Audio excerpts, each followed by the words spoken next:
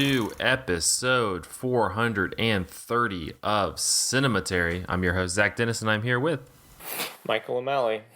In today's episode, we're going to be talking about movies that we saw this week in part one. And in part two, we're going to continue our Ernst Lubitsch series with The Smiling Lieutenant from 1931, which is an good old fashioned musical, because nothing says musical than a French gentleman staring straight at the screen, making eye contact with you and singing at you.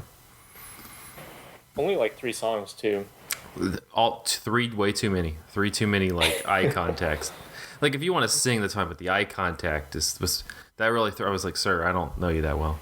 The movie banks a lot on like the appeal of that guy just looking at you. We'll talk about how many people like are in love with this man later in the episode, but it's a lot. It's majority of the movie. All right, well, I'm gonna kick it off with a film I didn't actually see last week, but I've seen it recently, and that is Cadejo Blanco. It is one of the first films out of like kind of the Guatemalan film, not really film department, but like one of the first productions that was made and produced in Guatemala. And I can't say that the Visit Guatemala is going to have this like playing to say, hey, come check it out, because it's all about human trafficking and gangs. So, but Cadejo Blanco, it came out last year. It played, I guess it played at 2021 TIFF, but was one of those kind of hidden world cinema movies that, you don't get too much information on. So unfortunately I missed it at that festival. But this one, it stars an actress named Karen Martinez, and her character Sarita is kind of just this working class, lives with her grandmother and her sister. They live in Guatemala City, so in the suburbs of this city, and she goes with her sister to a nightclub, and her sister, after a few drinks, is like, yeah, I brought you here because I need to break up with this guy I'm seeing, but he, I don't think anything's going to go down, but just in case, I kind of want you nearby. And he, you kind of pick up through the interaction that he is a part of this gang and comes into the city during the weekends to work at this bar. And so she and her sister have this big fight because she's like, hey, like this dude seems like he's shitty. You should, just leave him. And she kind of, rejects that and is like, just get the hell out of here. So Sarita goes home, wakes up the next day and can't find her sister. She calls everybody. They get the police involved, all this stuff. Nothing. She tries to go to the bar again and like kind of flirt with the ex-boyfriend and get information from him, but doesn't really get anything. And so then she ends up learning that the gang that he is a part of is in this seaside town a number of hours outside of Guatemala City. And so she ends up going there, kind of weaseling her way into this gang, and joins it in order to infiltrate and get information about what happened to her sister. And naturally, like, infiltrating the gang includes a little light prostitution, some stabbing and shooting people, and drug trafficking. So, but yeah, it's a pretty slim and relatively stylish thriller. I thought it's very self-assured for kind of being this. I looked at the director, Justin Lerner, which is a very Guatemalan name, and he had made like 4 movies outside, but they were a lot more smaller projects. This one was a little bit bigger budget, but yeah, it's not, I kind of run into this problem with a lot of these like granted, like all, there's a lot of the American thrillers look very much the same, so I'm not saying, but some, they're especially like these kind of European thrillers, they all kind of like look and feel like they have the same aesthetic going. Like the plot is always kind of similar, and like this was kind of like a nice break from an American or a European thriller. It very much has the same hallmarks. It's not like anything that's transcending the genre at all, but I think it utilizes everything pretty well. The main actress, Karen Martinez, is solid, but I think the real star of it is what's his name, Brandon Lopez, who plays the ex-boyfriend who she kind of gets closer and closer with, trying to find information about her sister's disappearance. But it's twist. It has some good twists and turns. Once she joins this gang, like the first thing she has to do is seduce this rival drug dealer, get him into this motel room so that two of the other the gang members with her can put a hit on him and kill him. And it's a pretty tense, well set up sequence where she is kind of floating around this club, gets his attention. They get in the car, he wants to like drive back to his place, and is able to get him out of the car to go to her motel room and all this stuff. It's in in those those sequences are pretty tense. You have a lot of just these interactions with the leader of this gang that I feel like she kind of holds her own in, and a lot of these violent sequences I think are set up in a way that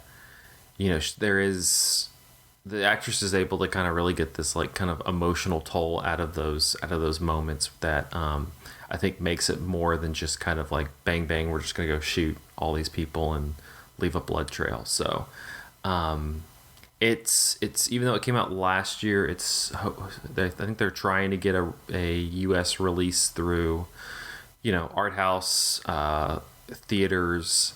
Pretty soon we got a special screening here in Savannah, so if you can go see it, Cadejo Blanco. It seems like one of those it'll pop up like on your Hulu or Netflix or whatever. It's just kind of this what the heck's this thing? But solid thriller, solid little thriller. Reminded me a little bit of like if people remember Sin Nombre, Miss Bala, like movies like that. Like it kind of has a similar vibe of like kind of how it handles kind of outsider joining into this criminal gang kind of thing. So, and that's Sin Nombre especially was one that I was kind of thinking about while watching this one. That's a good reference point for people. So Cadejo Blanco, check it out. I'm sure it'll get some sort of wide-ish release or something at some point. Do you know anything about the film industry in Guatemala? I don't. Yeah, I'm just curious how many. I don't get the feeling that they export a ton of films, but I'm wondering like within the country if maybe there's more. I just know this was like a big deal. I'm sure they have stuff in the country. This was just kind of the first, like it's getting sent out to international film festivals. It's kind of going through a circuit. It was picked up by the film distributor Film Movement, who's going to be distributing it out. So I think it's just more one that broke out of just Guatemala is more the thing. It's not that Guatemalan people just started making movies, 2 or 3 years ago. Yeah, I'm sure they are. Yeah, so this was kind of the breakthrough one that kind of got the word out there. And I don't know. I'm like, again, is this gonna, like I said, is this gonna be one that Guatemalan tourism is gonna be cheering? No, it's all about human trafficking and drug gangs and people getting killed. So, but good little thriller, good little fun. I like it. I like how it handles some class issues in there. It's pretty interesting. So, Cadejo Blanco, check it out if it ever comes out near you. But I'm gonna turn it over to you, Michael, because you have the movie of the moment for the film Twittery people. Yeah, this is certainly. I went out and saw Tar, T-A with an accent R, um, this past week, and if you've been on the letterbox or been on Twitter as it's sinking into Elon Musk's mire, um, you've probably heard of Tar. It's it's it like I think it's worth the conversation. Like it's the kind of movie that seems intentionally provoking conversation, so it makes sense that this is the movie that a lot of people are talking about right now, as we're kind of like edging into awards season, I suppose. And so I went and saw this. This is the first film in a while that has been directed by Tom Field, and I'm not familiar with his other movies. Like I haven't seen In the Bedroom or I can't remember the other one. In the Bedroom I had at least heard of. But anyway, it's been a while since Tom Field directed a movie, and now he's directing this one, which I will not describe a ton of the plot because for reasons I'll get into in a minute. But basically, this is about this fictitious, but within the world of the movie, this like apparently like just genius, like conductor and composer, whose name is Lydia Tarr, played by Cate Blanchett. And the movie opens with this interview with an actual like New Yorker film critic. It's not Alex Ross; it's the other Richard guy. Brody. I was no. Brody's he's a film critic, isn't he? Oh, you mean a movie? You mean music critic? Did I say movie critic? Yeah, I was like Richard Oh, Brody's I'm in this. sorry. That's awesome.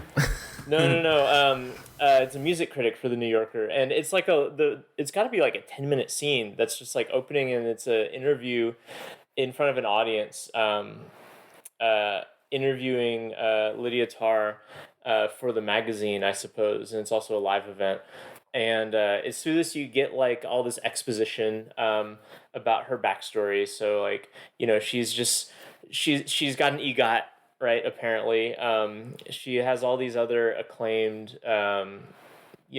prestigious awards, and she's currently in the process of adapting this series of oh man my so one of the things about this movie is it uses a lot of it drops a lot of names and uses a lot of terminology from like symphonic the orchestral world, and I'm so out of touch with that I'm sure that I will misname things just talking about this now, but she is adapting she's in the process of adapting a series of I think symphonies that Leonard Bernstein had also adapted, and Leonard Bernstein is like her idol and like her muse basically, and so like that was the person who got her into music, and so now that she's like got this clout in her career, she's deciding to like readapt these things that Leonard Bernstein had also readapted, and she's done all I think there were 9 symphonies, and there's only the 5th one left. And so the movie is basically surrounding like her and her life as she is starting to decide the arrangement for and then start picking the musicians who are going to be performing this last in her cycle of symphonies that she's adapting. And it's kind of like the impression is this is kind of like her victory lap, her like kind of like a she's done all the like all the stuff you're supposed to do, and so now she gets to do the thing that she really wants to do, and basically what you see over the course of the movie is that fall apart for her, and the reasons why it falls apart are a little bit opaque, which is something that's kind of weird about the movie, and I'll get into that in a second, but like the big thing that immediately presents itself with the movie is like Cate Blanchett as she in this acting role is just magnetic, because Lydia Tarr is this like very acerbic, prickly personality, and Cate Blanchett just like really jumps into that. It reminded me a lot of Phantom Thread, like how Daniel Day-Lewis does the what is, like the what's the term for the guy that Daniel Day-Lewis is? He makes the clothes, The that guy. designer. It's like that kind of designer. Yeah, I guess so. It's like that kind of role in that like it's just an extremely watchable asshole. Like you just love to see like this person just be just so um just like an absolute dick to everyone, but also be like just so amusing and also like so self confident about it that you're kind of like caught up in it.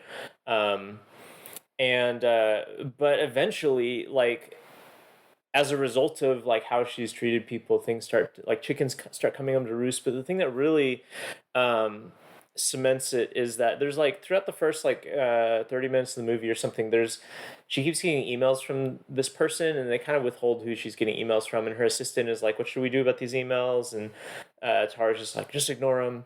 But it turns out this was like a former protege that she had worked with, who um, eventually in the course of the movie, and this will be like as far as the plot, like I'll spoil, I guess, and this is like a minor spoiler, since most of the plot hinges on this. But this person kills herself as a result of like a kind of like mental breakdown after she doesn't. According to the person and these emails, Tar has promised her things as a result of sexual favors that Tar has then not followed through on. And in terms of like career and having picked her for like chairs in the symphony and things like that. And so the movie kind of flips at that point from like, oh, Tara, what an amusing, prickly genius to, oh, Tara, are you actually just a manipulative, awful person who destroys everyone around you? And that's kind of the arc of the movie. Like a lot of the conversation about this movie is been like, is this a movie about cancel culture and stuff? And I mean, it is definitely adjacent to that because like a lot of the movie hinges on like what happens to this woman's career as this allegation comes out. Like once it becomes public that like it's alleged that she has like been in a sexual relationship with a kind of understudy who um, you know is then manipulated and then eventually driven to suicide. But the movie is super tricky about that because the movie is exclusively from Lydia Tarr's perspective in the sense that we don't ever get any sort of any scene in which she is not present. And we also don't get some scenes in which she would be present. Like they're just gone from the movie. And so what the movie presents us with is a lot of people making accusations and a lot of behavior by Tar that is like questionable, but the movie never gives us like a definite like smoking gun as far as like what has she actually done, like what is the extent to which she is actually trafficked in like abusive behavior. And it's clear that like she is problematic, but it's unclear like to what extent are we supposed to think that she has actually done these things. And I say that it's unclear because like as I was watching the movie I wasn't sure like how much of this am I supposed to be inferring. And having gone and read reviews, it seems like people are very split on, is the movie like what is the movie trying to say about like what Lydia Tarr has done and what we're supposed to think about her. And the movie's really it's just really knotty and complicated to walk through because it seems like the more I've thought about it, it seems like a crucial component of the project of the movie is to have withheld this information. And so rather than it being a movie about cancel culture, it's kind of a movie about sitting and watching cancel culture in the sense of like that most of us have access to it, which is that like, oh, someone alleges impropriety by the celebrity. The celebrity says that they didn't do it. But we also know that the celebrity has really, has a track record with, whatever, problematic behavior that we've kind of brushed off as amusing in the past, and what are we supposed to do with that? Like we as, I will never be able to sit there and like actually suss out, like I will never have been in the room when any of this stuff happens just because I'm not connected to the industry. And like this film being set in the world of classical music means that even fewer people are connected with it than like, let's say in like the film industry when stuff like this comes out. And I don't know. It's just really it's kind of a weird and unnerving movie in that sense of like you as a viewer feel kind of powerless in terms of what you're supposed to be thinking because you are at the mercy of what the movie chooses to tell you. And like as the movie goes on, like the movie tells you less and less stuff.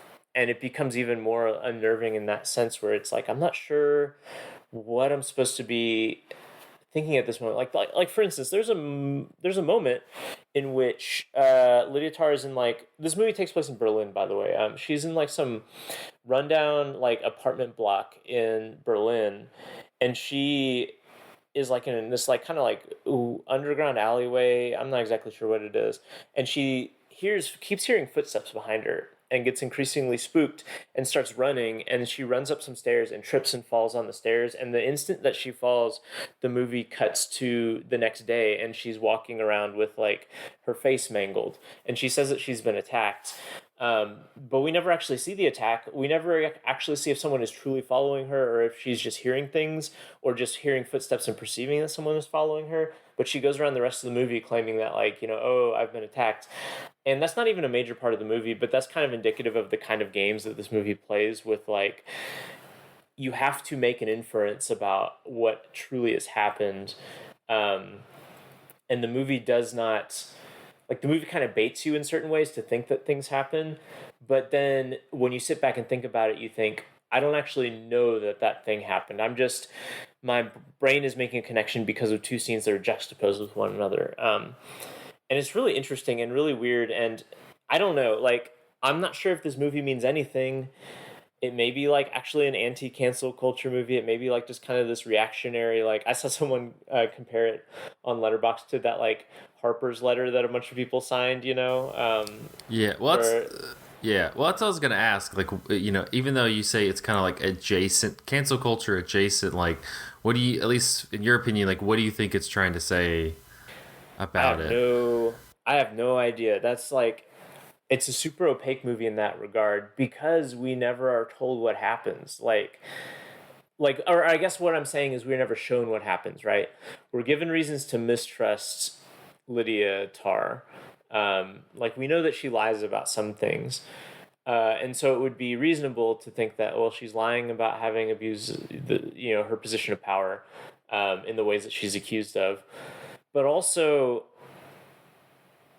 I don't know, like there are things about the movie that just make it hard to just genuinely like 100% think that. There's always that like kernel of doubt, right? And there's like a few parts of the movie that give you this kernel of doubt and make it hard to actually say. So I don't know, it's really, I mean, it could be just, I mean, okay, so like the very uncharitable reading of the movie, or at least uncharitable from my perspective, would be this is a movie about how we don't know anyone truly, and so we shouldn't make moral judgments about them, even when other people say otherwise. Like, that's one way that I could see someone coming out of this movie thinking, like, well, cancel culture is bad because we will never know what happened. That's between them two, and they got to figure it out, right? That's one way to read this movie. And if that is indeed like the intent of this movie, that seems like a bad thing to be like. That's a lame point to be making in a movie. Because the movie kind of invites us to make moral judgments anyway. Like, we are privy to details of this woman's personal life that the public wouldn't normally know. This isn't like a documentary in which we only have access to the things the filmmakers have access to. Like, we see her alone in a room and things like that, you know. Not to mention that that's just kind of a weird way to deal with this issue. But at the same time, like, I don't feel like the movie's not like really openly like sympathetic to victims either, and or at least not in the traditional way. And in fact, like the person who makes the accusation appears in the film at multiple points before she kills herself, and we never see her face. Like, she's just got red hair. That's literally all we know about her. We just keep seeing this woman from behind at a distance with red hair, and we eventually put together that's who she is. But like the movie almost like perversely withholds any sort of information whatsoever about like who this person would have been like, what do we even know about her? Like, the only thing that we do know is that she appears to have been stalking Lydia Tarr at the beginning of the movie, or maybe she wasn't. Maybe, I don't know. Like, it's unclear what's happening. That's what Lydia Tarr later claims has happened, is that this woman was stalking her, which is why she was sending these kind of manic emails to her.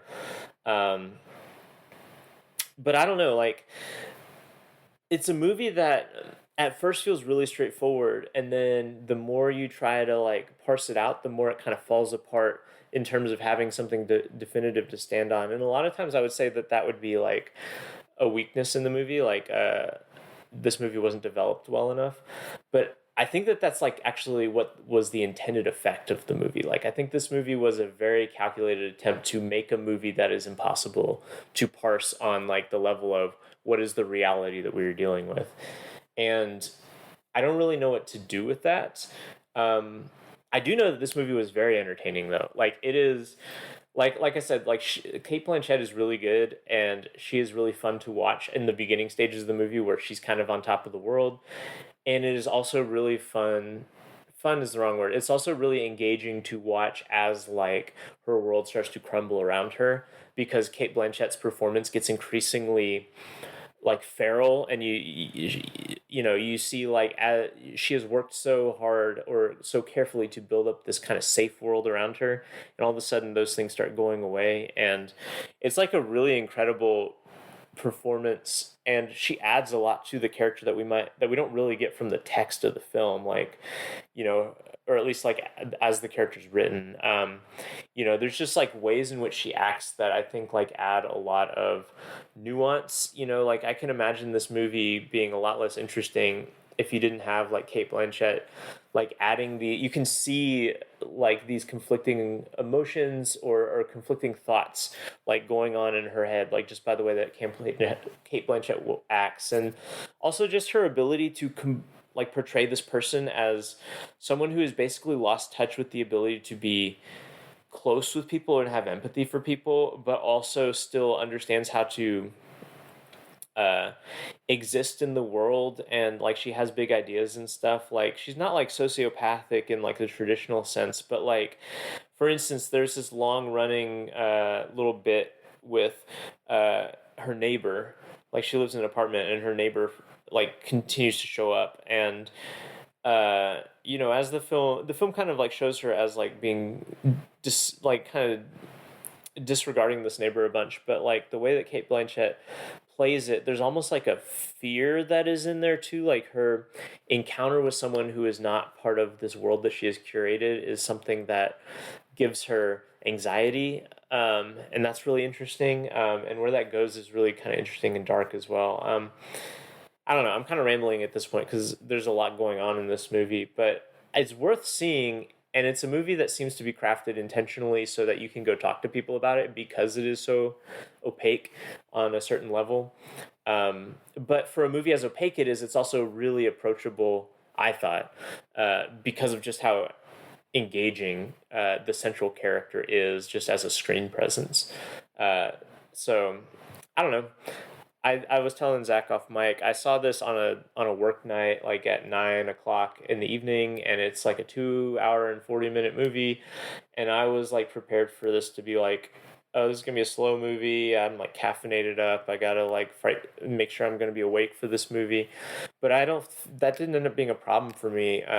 It's a pretty fast moving movie for the kind of movie that it is. You know, it's not like a thriller in the sense of like Mission Impossible or something like that, but it's a movie where it's constantly in motion and constantly developing its plot and the arc of this character. And I thought it was really watchable on that level. Like, on a thematic level, I don't really know what's going on there, and maybe that's the point. I don't know.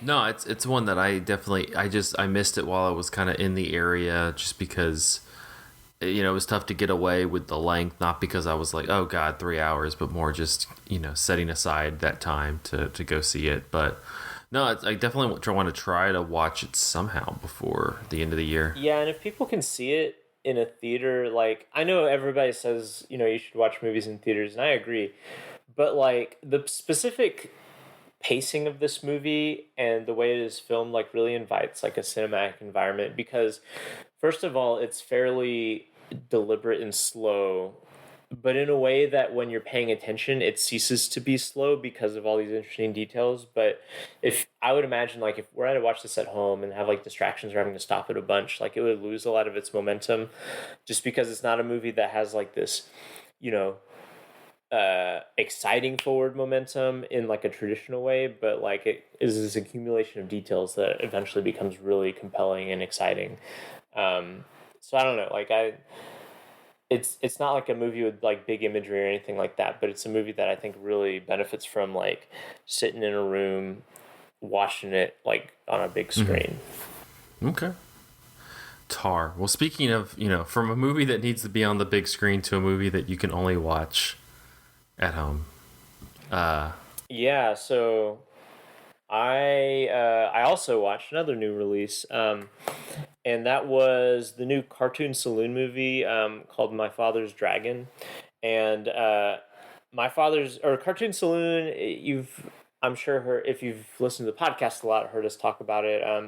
This is the movie studio that brought us The Secret of Kells and Wolfwalker and The Breadwinner, Song of the Sea. So this is the new one from them. It is only on Netflix. It is yet again another really visually interesting animated film that is stuck on Netflix. I don't know what's the deal with Netflix, but they scoop up all these interesting looking animated films and then don't distribute them. Well, even worse, like Wolfwalkers, they got a deal with Apple TV Plus, and so like Apple Plus. The only people I know who have Apple Plus don't they do it for like a month and watch stuff and then get rid of it after that month. They just watch Ted Lasso. Yeah, they'll like catch up on like Ted Lasso and whatever other shows and then be like out after the month and then do that again in like 6-8 months again. Yeah, so I guess credit to Netflix. People actually watch Netflix. Yeah, that's what I'm saying. Like Wolfwalkers, it's an amazing movie that I wish people could see, but it's difficult to watch because you have to have Apple Plus. Yeah. Anyway. So I think most people have access to Netflix, hopefully, and so you can watch My Father's Dragon. And I would recommend watching My Father's Dragon. It is the weakest of the Cartoon Saloon movies, I think, and it's still good though, because it's a high pedigree. All the Cartoon Saloon movies are good to great, and this one's good. It's written by not sorry to derail you. It's written by the woman who did Inside Out and The Good Dinosaur for Pixar. I did not know that at all. I was about to say it's directed by Nora Twomey. How do you pronounce her last name? Is it Twomey? As good as my guess would be. My Irish ancestors are shaking their fists from their potato famine graves. But anyway, so this is the woman. She's a co-founder of the studio. Like, I mean, the studio I think is really small because it's all the same people always directing these movies. Well, it's either her or Tom Moore. Right, and so like her and Tom Moore co-directed The Secret of Kells, and then she directed solo, I believe, The Breadwinner, which is kind of an outlier in the Cartoon Saloon canon because it is not set in Ireland. And it's not. It is in. It's in Iran. Yeah, and it's not. If I remember correctly, it's not very like folklore heavy like the other ones are. It's got some folklore, but it's not Irish folklore for sure. Like it's got like a recurring like a fairy tale that I think that a grandmother tells to her daughter, and it's been so long since I saw it. At any rate, she directed My Father's Dragon, which is, I guess, based on a children's book. I'm not familiar with the children's book, so it's possible that some of the things I say about this are because of it was in the children's book rather than it was like a independent creative decision. But that said, like one of the reasons I feel like this is the weakest Cartoon Saloon movie is that the plot kind of doesn't hold together. It honestly does have a like Good Dinosaur feel to it. Now that you say it, so the plot is that it's what appears to be the beginning of the Great Depression or something. Like it's set in this kind of like ambiguous space where I think it's supposed to be America, but all the city names are made up. But this mom and her son like run a general store, but then I think the depression hits or something hits, like the Dust Bowl, something like that. And the town that they're in, like, basically dies. Like, no one lives there anymore, and so they can't keep the general store. So they have to move to a big city, which seems kind of like New York City, but it's called Nevergreen City because there's not any green in it. Um, yeah. And it's real tough because the mom keeps telling the boy that, like, okay, we're going to be able to open up a store in Nevergreen City just like we had in the previous place. But it turns out that, like, rent is ridiculous, and they're having trouble making ends meet, and they have this jar that they're saving money so they can buy, like, stuff for the store, but the jar keeps running empty because the mom has to use the change to, like, make phone calls so that she can ask for jobs and things like that. And so eventually the kid gets real mad, that the mom said promised that they would open up a store, and the mom, who's, like, stressed out and, like, trying to put food on the table and make sure they don't get evicted, like, yells at him, and there's, like, a falling out, and he runs off, and meets this cat who talks to him and says, like, hey, you look like you're in need of some money. I know where you can find a dragon, and then you can sell tickets to see this dragon and earn some money. And the kid's like, that sounds good. And it turns out this dragon... That's such a wonderful scenario. Turns out this dragon is on an island. So this kid hops on a whale to go to this island. And on the way... You just said it really nonchalantly. Well, like, this is... So then he hops on a whale, and the movie has, like, this where the wild things are kind of structure, where it is initially set in this kind of realistic, like, domestic environment, and then immediately just goes into fairy tale land, like when the kid leaves, and like upon, like, an emotional kind of outburst, and it just kind of is uncommented upon. It's like, oh yeah, of course, off the coast of this, out in the harbor in the city is this magical island with a dragon. There's also a magical island that is just tangerine trees, and they just can eat tangerines all the time, which is nice. But anyway, so this kid gets to this island and finds out this island is an island that is sinking into the ocean, and the dragon has been captured by these monkeys who have tied the dragon to the island, and the dragon has to fly upwards so that the island doesn't sink. It's like the dragon is, like, keeping the island afloat so that the life on, the wildlife on the island, these monkeys can survive. And so the kid's going to steal the dragon, but then in doing so, that's going to, like, destroy the island. And so it becomes this whole thing. And eventually the kid, like, rescues the dragon, and the dragon's, like, this kind of, like, goofy dude who doesn't know what's going on, and he's kind of, like, immature and, like, afraid of everything, and he and the kid strike up this friendship, and eventually the monkeys turn out to be okay too, because they're just scared for their lives. That's why they've captured the dragon. And then the kid kind of comes around to, like, oh, I realized I was scared and my mom was scared, and that's why we were yelling at each other. And then he goes back home, and they've kind of made up, and things get better for him. I don't really know what happens to their money problems. It kind of gets dropped by the time he goes back. And I guess, like, that's kind of like the reason why this movie doesn't hold together. Like most cartoon saloon movies, it looks amazing. This movie is just, like, visually sumptuous, like, just the colors, and it's a little bit less, like, a lot of the old cartoon saloon movies have, like, this big, like really big geometric feel where all the characters are, like, based on geometric shapes, like big rectangular shoulders or round heads and stuff. And this movie's a little bit less like that, but it's still really beautiful to look at in terms of animation. You've just got some just really amazing imagery, and especially, like, once you get to that island, and it's all just, like, impossible, like, like impossible landscapes and, like, big mushrooms and, kind of that sort of, like, just rampant, like, imagination with no holds barred, because it's animation. You can do whatever you want in animation, and it looks really cool. So, like, this movie is no less visually interesting than the other cartoon saloon movies. It's just the plot isn't there, and it is there at first. Like, initially, like, all the stuff with them having to go to the city and the money problems, and then the kid runs off and goes to the island.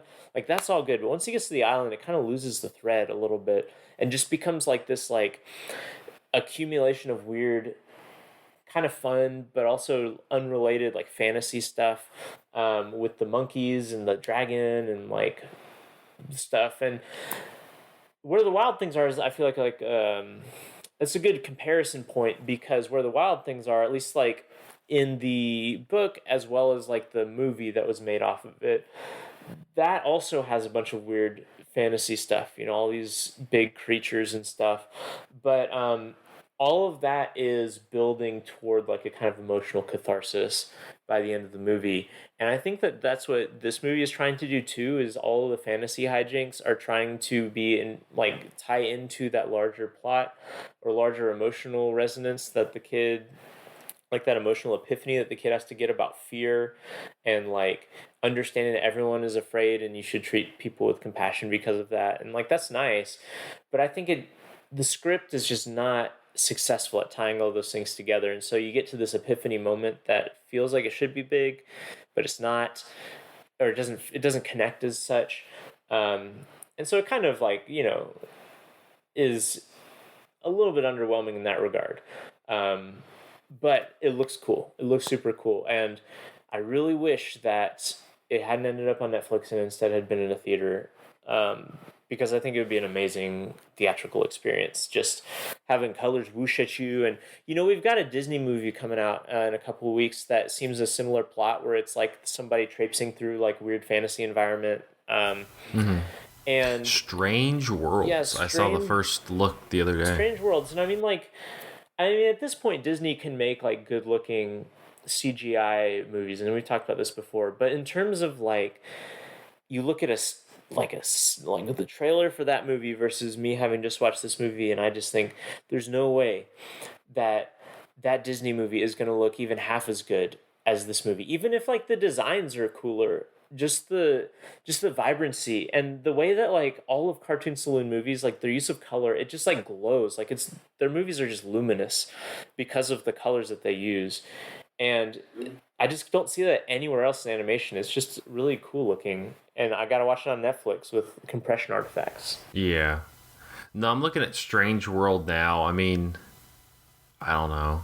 It looks like kind of like an updated Buck Rogers type situation thing. And that's cool. I mean, it might be Yeah. good. Maybe it'll be good. But like, this is the But movie no, I want to see in a theater. but yeah, no, I agree with you. Like it's lacking in the textures, and I think that just kind of comes from the Disney house style that they have now. I'm just not a giant fan of the Disney house style that they're using at this moment. The kind of Frozen, Tangled, that one. But no, but I agree with like with Cartoon Saloon. There's just kind of this. It's to a degree why why you go to Ghibli movies as well. Like there's just this kind of like this texture to it. There's just this kind of comfort to it that feels very akin to early 20th century Disney animation that you have that comfort feeling with, but it feels updated enough so it's not like it's some lost old art being practiced. I'm like, Yeah, it's not pastiche. It's it feels very modern still. Right. Yeah, and in fact, like the earlier ones, like the ones, like Secret of Kells, for instance, like it's not that that movie's cheap looking, but I think they had less money to do that with, and also the animation technology probably wasn't as good. But it is like very visibly like indebted to like Flash and that sort of thing. Like, And I'm looking at the Strange World. I like the Secret of Kells also because it's a deeply like 2D movie. It feels like everything's kind of going that way. Like it never feels like that lack of, and I'm like, that's fine. Like I think we need like that variety to it. Like even that on a very simple, simplistic level is interesting to me because it's not right. It's not that usual digital 3D scape that you're getting with like Lightyear, what you talked about a couple weeks ago, and in something like Frozen or Tangled or Big Hero 6. I think my thing is that like I like the way that Disney movies have looked in the past, like since Tangled. Like I think they generally like before a lot of like animation studios figured out how to bring cartooniness back to CGI animation. Like I like that. The problem is that and this is always the problem with Disney animation, is that it is such a hegemonic force. Like, I shouldn't have to scrounge around on Netflix to find a movie that they've not promoted at all to find something really beautiful in animation. Like a healthy, like, animation scene, or a country's output, or, like, whatever, like, it should have room for, like, a diversity of styles. But I mean, blah blah blah capitalism, right? Like, the model that Disney espouses is like, it undercuts any alternative to itself at all costs, and just has made a, like, a really hostile market for anything that's not Disney or connected to Disney or appears to be like Disney in some way. And yeah, anyway. Well, no, this is the last thing. I sent you the picture that this weekend, or this past weekend, Studio Ghibli. The Yoda Ghibli. Yeah, Studio Ghibli teamed up with Disney on, like, this Baby Yoda short film. And, like, part of me kind of wants to see it just on the Ghibli factor, but part of me is also annoyed that it's, that team up's happening and it's only on Disney Plus. Like, I'm just like, I texted Michael. I was like, really, is just nothing sacred? Can we? Not for Disney, no. But again, I feel like I've brought this up, like, a lot, but Netflix is not really that, like, great of a company either, but somehow they have an eye for animation. Like, if you go scroll through, like, the Netflix distributed animated features on Netflix, like, it's a pretty good little, like, catalog of diverse styles, interesting voices, like, stuff that at least is worth your attention on some level. And this is another addition to that. So, even if Disney is kind of hedging everybody out of the theaters, or has just conditioned people not to care about animation that doesn't have the Disney brand or something like that, at least you still got this. You got this. You got The House. You got friggin'... there's other ones too. I'm just, running blank on that. But it's good. Seek it out. It's not as good as some of the other ones, but it's still good. It will probably be better than Strange Worlds. Yeah. At least this one, only has one writer. That Raya and the Last Dragon, I was on the podcast ranting about, because it had like 7 writers, and then whatever the next movie after that, what was the? Oh shoot! Oh, you're talking about Encanto. Was it Encanto? It might have been Encanto. That's the next one after. It might have been Encanto. Like, why do you need 50 damn writers for this? Like, it's not that complex. I don't know. It's true. One writer can give you a movie with problematic and incomplete character arcs as well. So it has 6 writers to write fucking Encanto. Well, it's not complex. It's fun. They sing. Whatever. You know who else is gonna sing? This goddamn Smiling Lieutenant, who we're going to talk about in part 2. Yeah. Wee. We're going to talk about him after this break. Jazz up your lingerie, just like a melody. There's music when every ribbon has a flowing rhythm. We're laced in harmony, a silken symphony. It's music and just the right note for you. Color should be seen, let your step-ins have no dull or gray tones. Where your crave are seen with some pep in up-to-date. Hey, tune, jazz up your lingerie, just like a melody. Be happy, choose snappy music to wear. Jazz up your teddy bear. I wonder if I dare. I'll try to. I'd like to. Come on. I mean to. Wake up, try something new. That's what I've got to do. Wake up. I'll show them. I'll teach them. And we're back with part 2 of episode 430 of Cinematary. In this part, we're going to be continuing our Ernst Lubitsch directed series with 1931's The Smiling Lieutenant, which is one of his musicals that he made for Paramount when he got into America. Directed by How many musicals did he make? I think like I'm probably wrong, but like in the range of like 4 to 5, maybe. There's a collection for the Criterion Collection has like a little box set thing of all the musicals that he made, and he made a couple with Maurice Chevalier, the lead. This one comes from a script by Samson Raphaelson and Ernst Vajda, or Vajda. The film stars Maurice Chevalier, Claudette Colbert, and Miriam Hopkins. A simple wink intended by Austrian palace guard Lieutenant Nicholas von Priem for girlfriend Franzi is accidentally intercepted and misread by the visiting Prince Anna. As a result, the soldier has no choice but to marry the royal lady and to move with her to the neighboring kingdom of Flossenthrum. His girlfriend follows to continue the romance and subversively give Princess Anna tips on how to keep her husband satisfied. According to a biography of Lubitsch by Scott Eyman, the director had discovered that his first wife was having an affair with his best friend and longtime collaborator, the screenwriter Hans Kraley. There had been a public fistfight. Divorce papers had been served, and Lubitsch had left Hollywood for Paramount Studios in Astoria, Queens.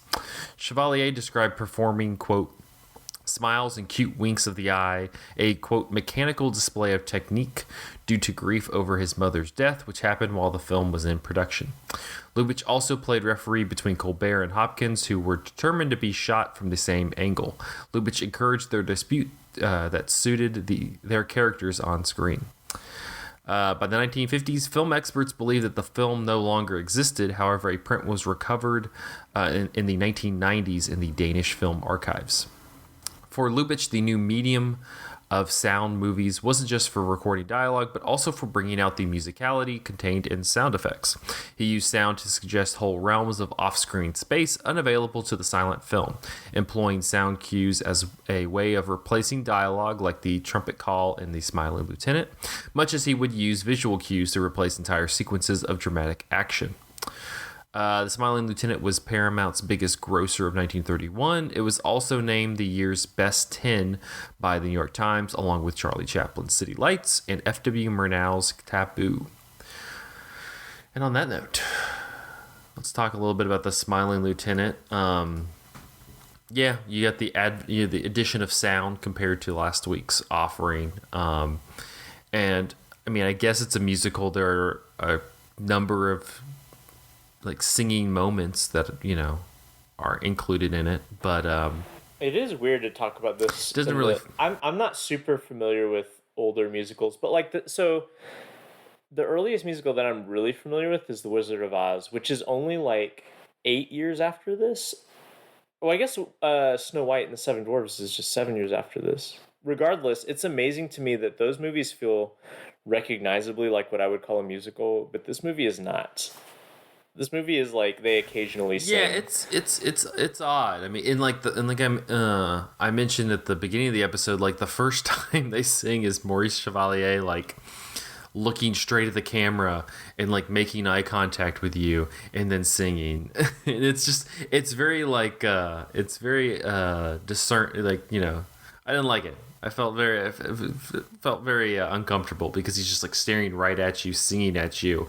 And like it's this fourth wall breaking thing that you're just like, what's going on? That he only does like maybe at the beginning and the end. I can't remember if he does it again.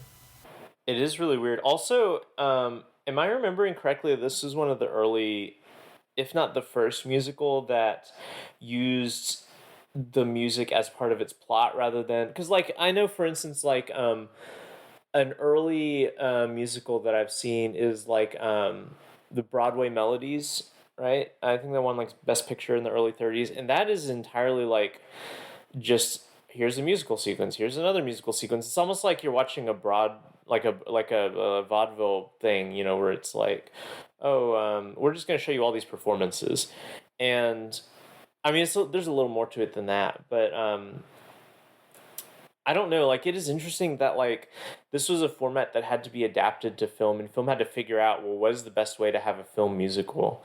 and it seems like in the early years they were unclear of how to do that. It kind of reminds me of like how they use sound in general. Like you get a lot, like if you watch a lot of those like early 30s like talkies, there's a lot of like really awkward like silences and stuff like that where it's like they hadn't yet developed like the Foley techniques or the vocabulary, like the audio vocabulary that now like kind of fill out the empty spaces between dialogue and movies that we're used to. And I kind of feel that way about this movie and other early musicals in that they were still trying to figure out what's the best way to incorporate songs into a film if we're not, because it's different than a stage. I don't know. Although the funny thing is, like, in terms of sound quality and stuff, this movie doesn't feel as old as it is. Like, I don't know, like the Ernst Lubitsch talking movies from the early 30s, like this, and like isn't Trouble in Paradise just a couple of years after this, something like that? Also, like those all feel really advanced in terms of how he uses sound, but in terms of the use of music, that feels very embryonic for the genre. Well, that's what was interesting reading about, like how this was kind of this and a number of his other movies around this period were not groundbreaking, but semi-groundbreaking in its use of sound, because like we kind of take for granted, little sounds like happening off screen, whether like, like they mentioned the trumpet call or people like calling from other rooms. And like, that was something that with the advent of the technology was kind of new. And so for him, that was really exciting it seemed like from reading about how he approached it, it was like another way to make a joke. And so, like, that's why he started incorporating a lot of that stuff in there, because he was like, oh, cool. Like, it's another way I can make a joke about something that, and kind of can utilize what's on screen. Yeah, for sure. And I mean, I feel like this movie is fairly dense, like in terms of how it uses sound and what's on screen. I was expecting more song and dance, but otherwise, like this feels like an Ernst Lubitsch movie. Like, I watched, even though I wasn't on the episode last week, I watched I Don't Want to Be a Man, and there's like elements of that I can tell are like Ernst Lubitsch-y, but it's obviously so different because it's a silent film and from 1918. But like I'm watching this, and this feels like definitively like by the same person who did like Bluebird's Eighth Wife or Trouble in Paradise or like To Be or Not to Be. Like it feels fully formed like what he's arrived at in terms of his like kind of proclivities and styles. In fact, like I was just on the Wikipedia page for this movie, and I know that last week Andrew talked about how people discussed the Lubitsch touch, and he didn't know what that meant. And apparently Billy Wilder coined that term in relation to this movie specifically. And I don't know if you were going to get to that, Zach. I was, but we can get to it now. Oh, yeah. I don't know if this is common knowledge or not, but he was talking about the Smiling Lieutenant and how the Lubitsch touch was how it uses what he calls super jokes, and that like a joke will pile on top of another joke, and so it becomes even a little bit more like outrageous. And the example he gives is the ending of this movie, where it seems to be building to one thing, and then it all of a sudden just like slams us with this really bizarre ending, which we can talk about maybe later. But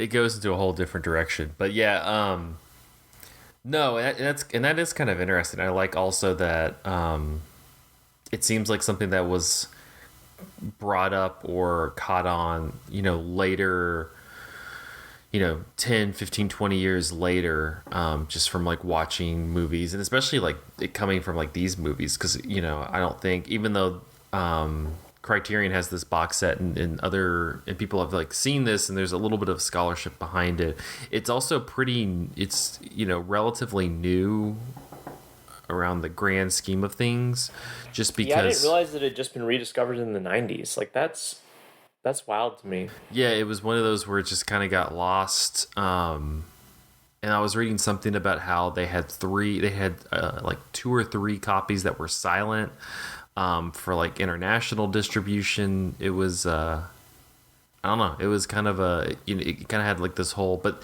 there wasn't like a deep well of information about like the process of bringing these back and things like that. I think it was one of those where they're like, oh, here it is. Can you imagine being like, the person who has to dub audio for the movie and trying to decide what to do with Maurice Chevalier? Like, how do you make a German dub of that, or a Swedish dub of that? That sounds awful. This dude.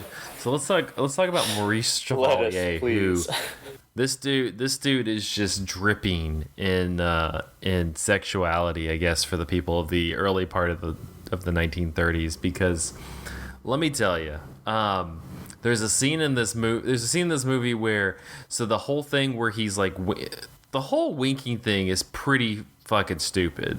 So like Claudette Colbert, who, mind you, he steals from Charles Ruggles earlier on in the movie, which after seeing bringing up Baby recently, I was like, oh hey, what's up again?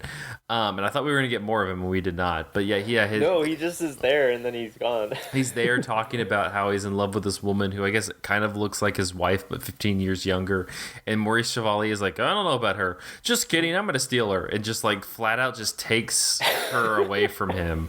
And like there's this great like, simp scene where he's like following behind them with like carrying her like carrying her violin and everything, and they're like walking off to like go bang or something. Anyway, so this is a pre-code movie, by the way, and it makes pretty good advantage of it. It takes very good. I mean, like literally, people be banging the entire time.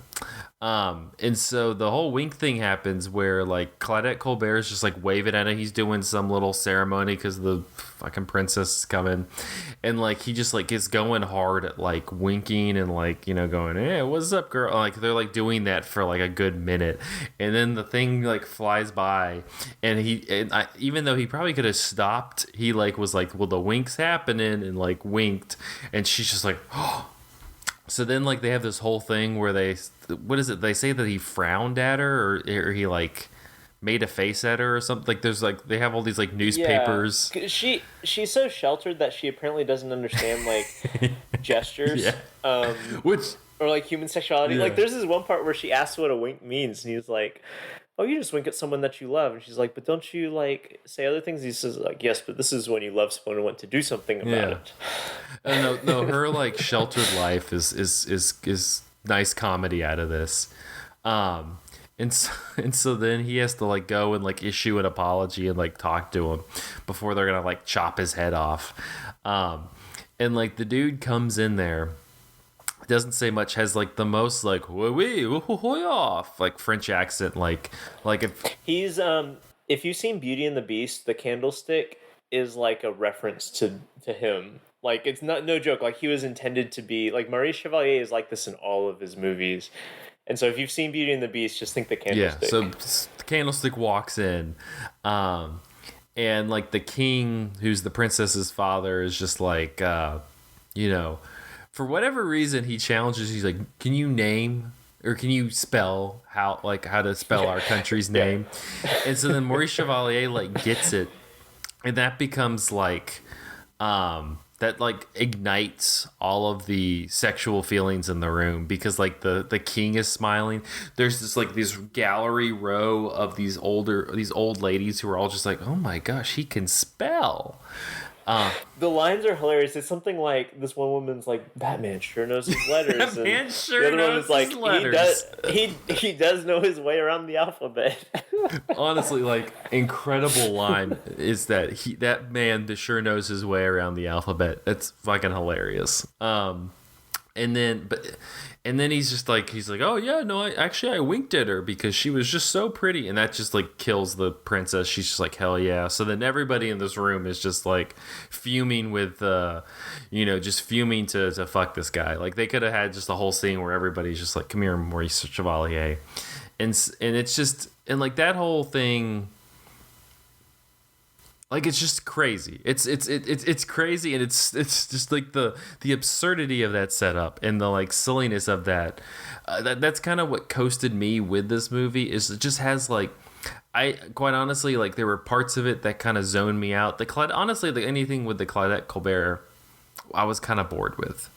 But when they were doing really silly royal stuff, like before when they get eventually they have to get married because he gets stuck into this lie, and they have this whole sequence where they like bring this man and this woman into the bed chamber where they're gonna like go after the wedding, and they like spray perfume and stuff and resituate the pillows and shit, and then like they have to like recite back to this guy that they feel like the room has been set for the bride and groom, and then he has like this like big old stick thing, and he's like, the bed chamber is now a royal bedchamber, and then like walk out and then it cuts to them in the hallway, and he like hits the thing again, and he's like, the royal wedding day is now the royal wedding night, and then they like come in, and I'm like, this is so fucking stupid. It was killing me. Oh, but then, like, that's when there's, like, another... This is the Lubitsch touch, I guess. There's, like, a joke on top of that where they walk in, and the princess is already... She's like, all right, we're going to have sex now, right? And then... But he doesn't want to because he doesn't find her attractive because she's too uptight and doesn't know anything. And so then the rest of the movie is her figuring out, how am I going to be sexy for this dude so he'll sleep with me? And he literally spends half the movie sprinting up the staircase. He's just like, oh... like running up a staircase. It's great. It's so good. And when they finally, like, she gets trained to be sexy, and he like opens the door, and she's wearing like I don't remember what she's wearing. It's like something that's a little bit like racy for the 30s, and she's just like chain smoking. Like that's the other thing that makes her sexy. And he walks in, sees that, closes the door, sprints up the stairs because he can't walk up the stairs for whatever reason. Like opens his door and is like, ho ho, and like takes a shot of something. He's like, let's go, and like runs back down. He's just like a real like. The morality of this movie is like non-existent. Like he's just a completely amoral character who's just like going from shenanigans to shenanigans, and that's it. Literally, so like the whole thing that like instigates her getting sexy, because she like eventually meets up with the Claudette Colbert character who like kind of gives her being sexy lessons, but like that's prompted by Claudette Colbert's like orchestra or band or whatever that she plays with comes through to like perform, and Maurice Chevalier, since he's the prince of wherever the hell this place is, has her arrested and brought to him. And that's how they like have this whole scene where they hook up, because he's just like, as the prince, when you have your powers, you can come and you can arrest you, and then we have privacy, and you're just like, oh, okay. Which the other thing I was thinking about, like, it has what is it called again? It's Flossentherm. I have to feel like though in 1931 they were like, pretty much we want this to be Germany, but at this point in history we do not want to mention Germany because it's literally Austria in this country. And this is the early part of Hitler's rise to power, so they probably were like, yeah, let's not make it Austria and Germany. And Lubitsch had just like skipped town, right? Like he was like just fresh off the leaving Germany train. Yeah, this is like a year into Hitler being elected democratically. That sounds right. So so I think it was I was just thinking about that because like when they get to the town, you're like, yeah, this is clearly Germany, but. I wonder if like it was already like they were already writing a script, and like then like the Nazis like take control of Parliament or whatever. Everyone's like hitting the eraser. It's like, oh shit. Well, it like it kind of like works on this whole. It's almost like a Marx Brothers level where it's just like an absurd. It's like absurd country name. Like an absurd country name. They're just like, it's silly, and that's what makes all the like royal like. The stuff that they're the royal pageantry and rules and like all of this tradition so absurd, because there's like, what do you like, why would any of this be happening? It is kind of like an interesting time in history to like have a movie like that. And I guess in the United States there wasn't like this sort of like nostalgia for the era of like monarchs and stuff, but like in like, I have to imagine that in the 1930s in Europe, at least, like, there was this like I don't know, like maybe I'm speaking out of my hat, but like in the fallout from World War One and stuff, you know, where you have this kind of brutal like birth into modernity and the kind of like modern nation state and all that sort of stuff. Like I wonder if there was a sort of like, I mean, there certainly was in Germany, but like, you know, elsewhere, a nostalgia for like this kind of like pre-modern, like, oh, back when the monarch was around and blah, blah, blah, blah. And this is kind of like a piss take on that. I mean, maybe. It could be. You know, it's such a weird moment in history, especially like when you're looking at like the people involved in the movie, from Lubitsch to even like his collaborators are all kind of German defectors. It's just kind of like a weird, like let's just throw them all together, kind of like hodgepodge movie. And it's such a weird production too, because like I was describing, like Lubitsch is like getting divorced and he like got in a fist fight with the guy who he was a long time who was his best friend who was fucking his wife. And then they got divorced. And then you have Claudette Colbert and Miriam Hopkins arguing. You have Maurice Chevalier, like, you know, doing his whole thing, but also like sad because his mom died. This seemed like a whole time. It seemed like a weird old time. It is, and I mean, it's a weird movie. Like the structure of it is just odd. Like, this is not a 3-act structure, I don't believe. No, because the ending, like we were alluding to, the ending is, yeah, Claudette Colbert pretty much is like, yeah, you can have him because he's your husband, so that would be weird. So here's how to be sexy, here's how to turn him on, and then just leaves, like she's gone.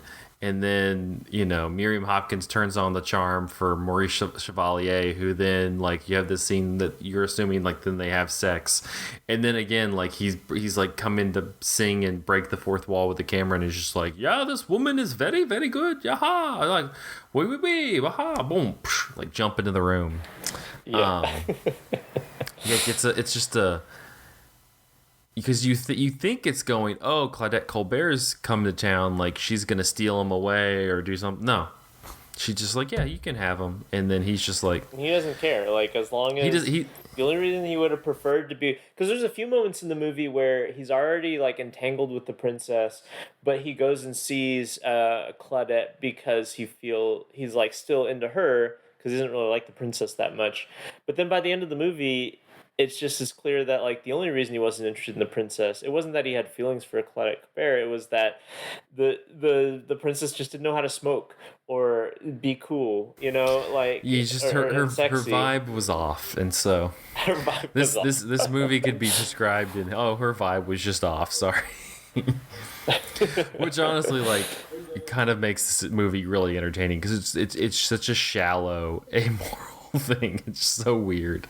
Yeah, there's nothing taken seriously in the movie, and whenever there's a gesture toward like sincerity or something like that, it is eventually just dashed on the rocks of like the character's libido, and you know, everything is kind of subject to that, which is such a strange like thinking about Next Week, The Shop Around the Corner, which is all about like that whole energy is gone because nobody's having sex and Shop Around the Corner. It's all about, you know, yearning deep inside and turning it into possibly turning it into a mental illness or something.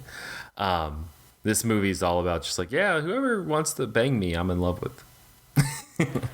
Yeah, it almost reminds me of, I don't know if you've ever like read any of like the original like Don Juan like poems or anything like that, or like if you've read like a Candide or like a lot of those, I've read Candide, kind of yeah. like a lot of those like kind of picaresque sort of things where like it's just this dude getting into scrapes and he's always like narrowly like escaping the scrapes and he's sleeping with women along the way. Like that's like, it's got like a big like that kind of energy. It's a very chaotic energy going on. I mean, he's like a lieutenant, but like he's for the palace guard. He clearly is not, like, he kind of just is. He's in like, it's, the movie opens with like not like all the palace guardmen having to like run and report to duty because they're all off banging people. like it literally opens with that, where like I forget, one of the officers just like, hey, like toots a horn or something. It's like, hey, come back, and you just have these men running from rooms and windows and bushes, and you're just like, okay. And then like Maurice Chevalier is like the king of of all of them. He's just like, yeah, like that's what happens when you're a lieutenant. That's what happens when you're in the palace guard in Vienna. I guess so. It's quite a movie. I thought it was really entertaining. It's pretty entertaining. Like I think we said, there's not like a lot going on in terms of like depth, but like if you're gonna make a movie that is 100% surfaces, you know, this is basically how you do it, I think. Yeah, I don't know. I think Lubitsch would get better at like having movies that had this sort of like fleet, irreverent touch, but were also like maybe weightier, like To Be or Not to Be or something like that. But I don't know how you would make this movie more serious without also ruining like what makes it special. Yeah, he's able to like To Be or Not to Be has so many moments of like just like chaos energy going on. But he's able, like, I think he gets better at like he gets better at keeping them in check, where it's like chaos energy, but also he's not like getting rid of the sentimentality. But you also have like Jack Benny doing silly shit in To Be or Not to Be. So yeah, I mean, there's something to be said for a movie that is like as boiled down to its like. It's like a different movie got boiled down into just one component of that, which is the just raunchy comedy, and like weird like plot turns. Like this is in some regards like a rom-com, right? You have like the meet cute and all that sort of stuff, but the romance is gone. Like there's barely a gesture toward there actually being a romance. Like the entirety of it is like just based on like the kind of comedic absurdity of the rom-com plot, in which two unlikely people are thrust into a situation in which they have to like figure out each other, and eventually they fall in love. Like it's that arc that's going on in the movie, but any element of like the kind of like romance or sweetness of it has disappeared, and we're left with is like a single component of like what makes a rom-com, and I don't know, it's kind of interesting to see a movie like that. I don't know that I've seen a movie that does that before. So I'm trying to find, this was up for Best Picture. The Grand Hotel won that year, which I think is a good movie. I don't know if you've seen The Grand Hotel. I haven't. They don't have the Best Picture? Let me look. 30. Because I immediately had that thought. I was like, man, there were so many bad Best Pictures in the 1930s. Like, but this was actually a good one. Grand Hotel. I've not seen... Oh, Shanghai Express was also up for Best Picture that year. Yeah, so you have Smiling Lieutenant, Shanghai Express. I do not know any of the others. Has this come out the same year as City Lights, and City Lights isn't on here? Yeah, what the heck? like I'm looking at this. I mean, you got a King Vidor movie. Yeah, I don't know. Was City Lights? You have two Ernst Lubitsch movies. 1 Hour with You and The Smiling Lieutenant are up. Oh wow. Yeah, I don't know. I mean, City Lights wasn't even one of those that like Chaplin financed overseas, so it's not even like that was. Yeah, I don't know. That is weird, but yeah, I mean, having not seen any of these, but Shanghai Express, Smiling Lieutenant, and Grand Hotel, like this is among the best movies I've seen from 1931. Yeah. 1930, the 1932 Academy Awards, which is when this was awarded, was also they gave an honorary Academy Award to Walt Disney for the creation of Mickey Mouse. So real full circle podcast here. They were a few years behind on that, right? Isn't Steamboat Willie from like the 1920s? Well, this is when they were, going, hey, good job on that. Oh yeah. Okay.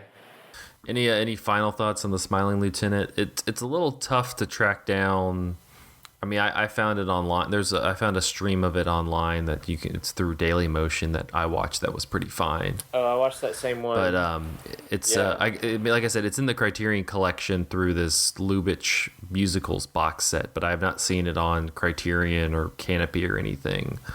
But again, like if you just Google "Smiling Lieutenant 1931," there's a Daily Motion link of it. You can just watch it there, and like it's entertaining. It's a silly ass movie. Yeah, it's good. It's a fun way to spend an hour. It's only like 80 minutes or something like that. It's not. It goes down easy. But yeah, there's not really a lot to like. Honestly, like I think our discussion on this is shorter than our part one, and it's the kind of movie that there's not a lot to say about it, to be honest, except for like the kind of production details and stuff. Like it just is what it is. Yeah, I was reading that. So this was they filmed it in Astoria, Queens, in New York, and that was the whole thing. It wasn't in L.A. But yeah, I don't know. Dude, Maurice Chevalier, silly dude.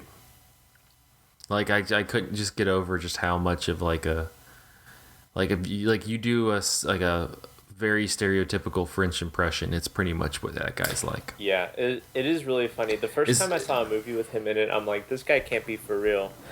Like this has got to be some American just doing a goof, but he's actually French. I'm sure he's still doing a goof. I kind of want to like see if I can find an interview of him, like just being normal, and if he's still like it. I hope he's still like it. I hope he's just like a method actor. Like I'm just like even though it's like way later, like I just envision him like on Charlie Rose, and he's just like, oh, well, Mr. Charlie, you know, like just doing stupid shit. And Charlie Rose is getting like hot under the collar. He's like, "What you doing after this, Maurice? What's going on here, Maurice?" Yeah. Like you could have him on like Johnny Carson, he's just like bouncing around like Pee Wee Herman or something. Oh my gosh. Yeah, what a performance.